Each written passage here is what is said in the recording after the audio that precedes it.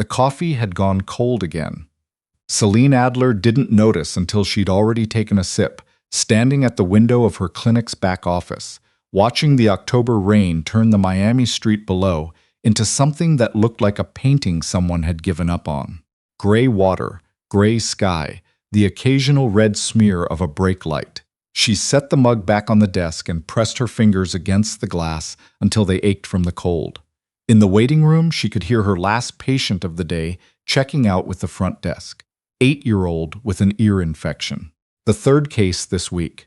October in Miami always brought the ear infections. Her phone buzzed. She didn't look at it. She already knew who it was. Callum Voss didn't call. He didn't text. He had people who contacted her on his behalf, and the message was always some variation of the same 3 words. We need to talk. She'd been married to him for 14 months. In that time, she'd learned that we need to talk meant I need something, and I'll be home by 8 meant don't wait up, and you're the only one I trust meant you're the only one who can't say no to me without consequences. She'd been a fast learner.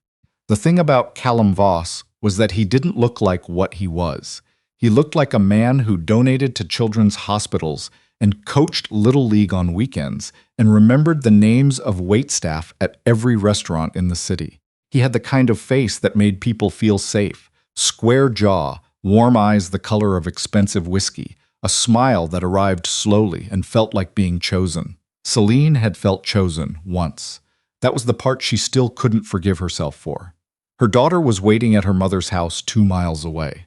Violet, age 5, who collected rocks from every parking lot they ever walked through and believed firmly that caterpillars were just butterflies who needed more time. Selene had 40 minutes before she needed to pick her up. She picked up the phone. The package arrived. Come tonight. Bring the file. She stared at the message for a long time. Then she typed back, I don't have a file. The response came in under 10 seconds. Don't do that. She turned the phone face down on the desk and sat in the chair that had been her grandmother's before it was hers. Worn leather, the left armrest repaired twice with electrical tape that she'd never gotten around to replacing, and she thought about the file. It was in a waterproof envelope inside a hollowed-out medical textbook on her office shelf.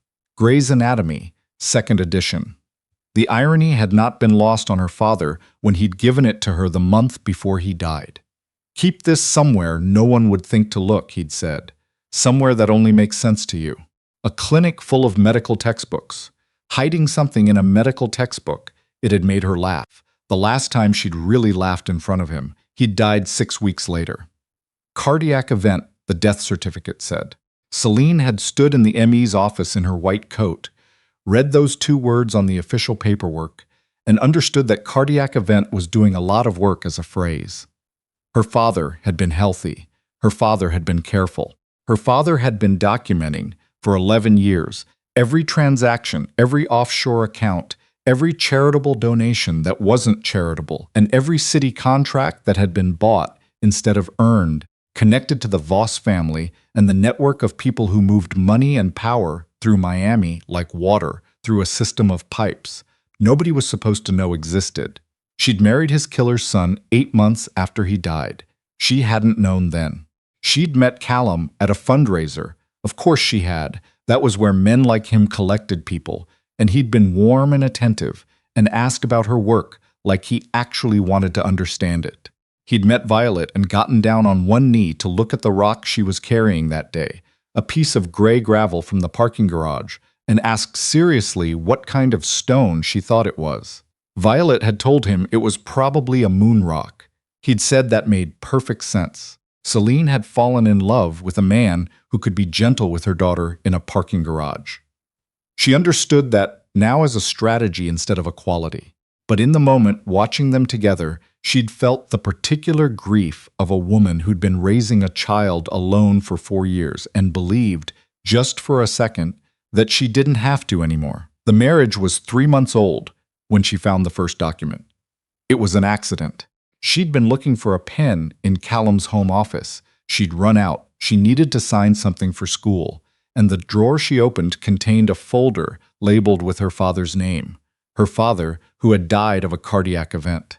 Her father, whose medical history she had memorized and whose autopsy report she had read 4 times, looking for something she couldn't name. She'd stood in Callum's home office with the folder in her hands for what felt like an hour.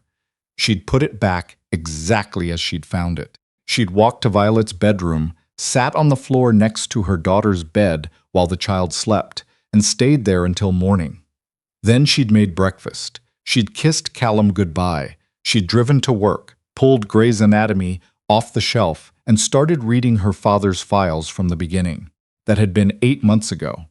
Tonight, Callum wanted the file, which meant he knew it existed, which meant someone had told him, or he'd figured it out himself, or he'd always known and was only now deciding it was time to stop pretending.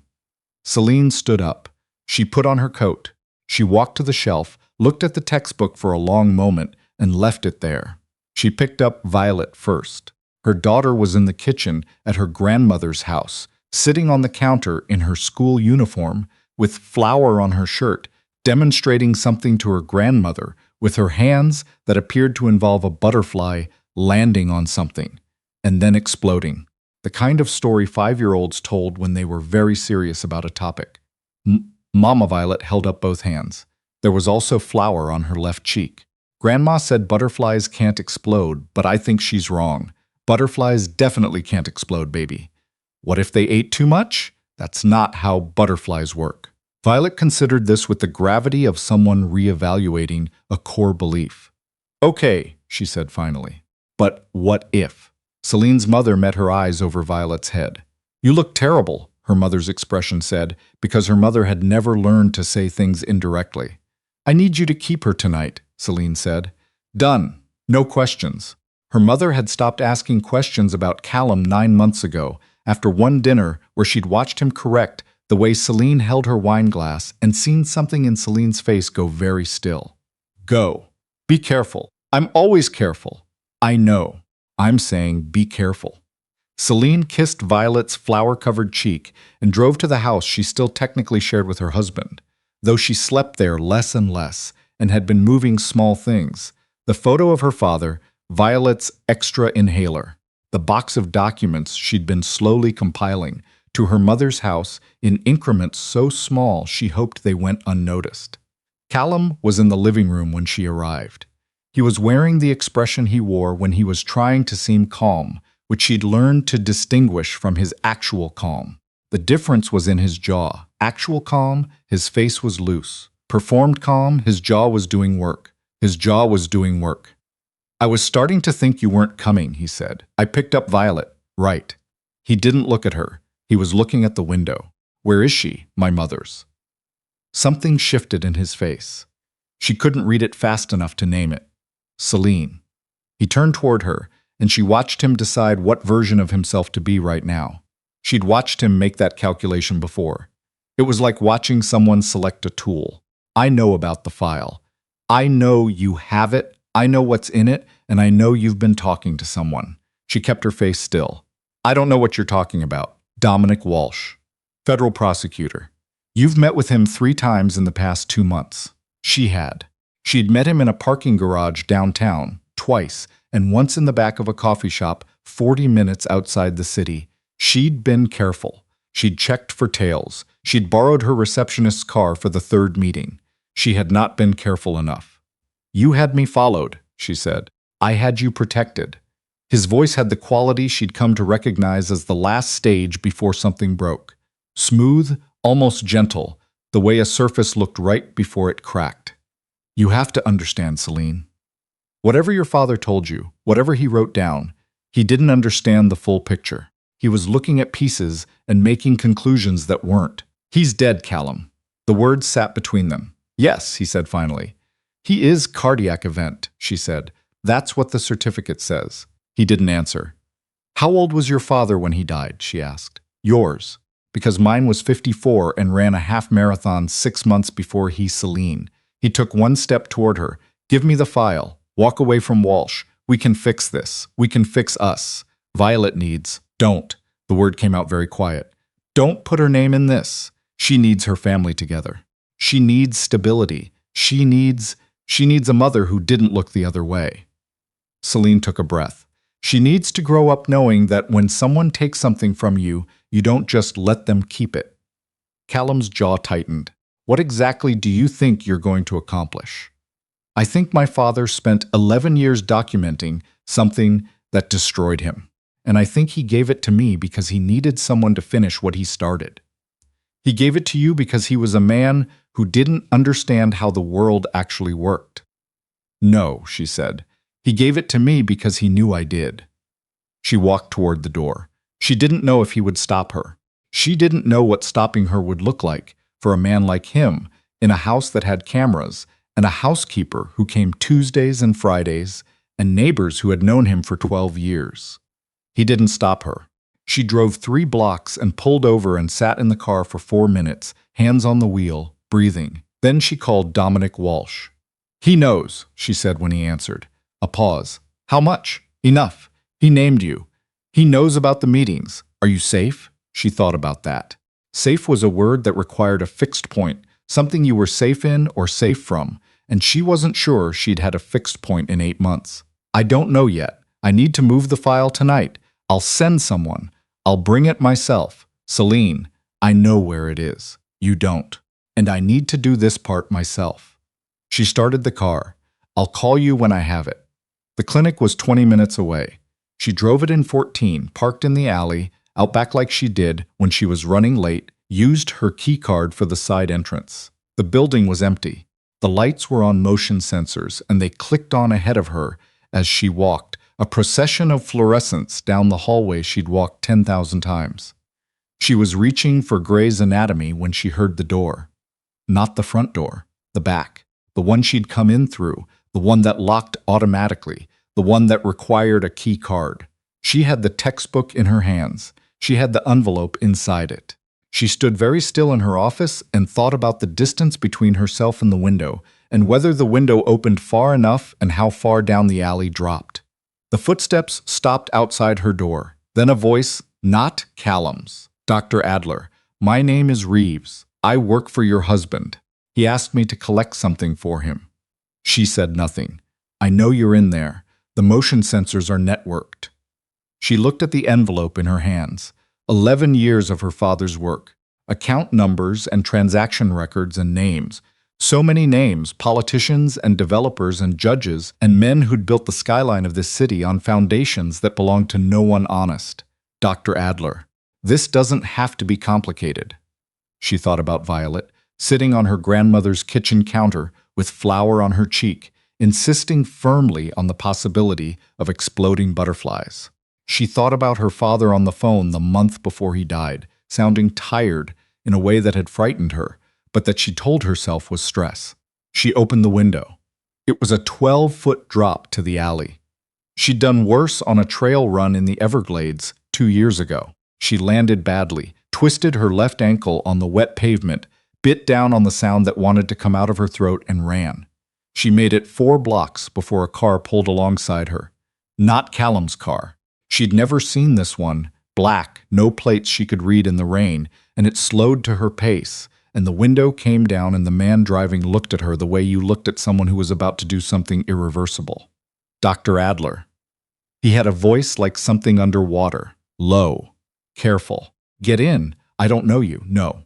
But I know who sent Reeves to your clinic tonight, and I know what's in that envelope, and I know you've been limping for the last block and a half, and there are 2 more of his men 2 streets over. She stood in the rain with the envelope against her chest and looked at this man she didn't know, mid-40s, maybe, dark eyes, something in the set of his face that suggested he'd made calculations like this before and was comfortable with what they cost, and made a decision that her more careful self would have considered insane. She got in the car. His name was Ethan Cross. He explained as he drove, a forensic accountant who had spent the last 4 years building a parallel case against the Voss family for a coalition of municipal employees who'd had their pension funds systematically stripped over a decade. He hadn't been able to prove the mechanism. He'd known the money moved through Voss-connected channels, he'd traced it to 3 different shell companies, and then he'd hit a wall. The wall, it turned out, was the piece her father had. Your father contacted me 7 years ago, Ethan said. We shared what we had. Then he went quiet. I thought he'd given up. A pause. Then he died. Selene looked at his profile in the dark. You didn't think to come to me sooner. I didn't know he'd given you anything. Not until you started meeting with Walsh. He glanced at her. Walsh is good. He'll do right by this. But he needs what's in that envelope, or the case has the same gap it's always had. Why are you involved? You could have just pointed Walsh to me, because I've been building this for 4 years and I'd like to be in the room when it lands. He said it without apology, which she respected more than she expected to. Also because your husband has resources that make me nervous for you on your own. They drove to a storage facility in Hialeah, which was where Ethan had apparently been living. In a way, for the better part of a year, a unit converted into something between an office and a shelter, with a cot in the corner and 4 monitors on a folding table and the particular organized chaos of someone who'd stopped distinguishing between their work and their life. Selene opened the envelope on the table and they went through it together. It took 3 hours. Twice she had to stop because she hit a page in her father's handwriting and the shape of his letters undid her for a moment. His handwriting was distinctive. He'd written left-handed, the letters slanting the wrong direction, cramped but precise, the notes in the margins small and dense. He was meticulous, Ethan said quietly. He was a tax attorney, she said. He noticed when numbers didn't add up. He just noticed it in the wrong places, not the wrong places, the right ones. She looked up. He died for this. Ethan met her eyes. I know, I'm sorry. Don't apologize for it. Use it. They made copies. They organized the originals. They called Walsh at 2 in the morning and he answered on the second ring, which told her he'd been waiting. I have what you need, she said. When can you move? How soon can you get it to me? Tonight. 3 weeks later, Selene sat in a federal courthouse waiting room, with her ankle still slightly swollen in her left shoe and Dominic Walsh across the table from her going over her testimony for the 4th time. Outside the window, Miami was doing what Miami always did. Relentless sun, the smell of salt, the skyline that looked like ambition and was partly built on fraud. She'd filed for divorce the morning after Hialeah. She'd moved back to her mother's house with Violet and exactly 4 boxes of things she cared about.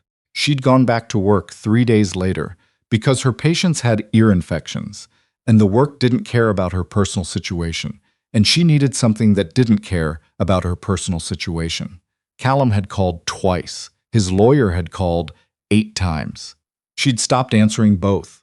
Ethan had called once, 3 days after Hialeah, to tell her the case was moving faster than expected and to ask how her ankle was. She'd told him it was fine. He'd said good.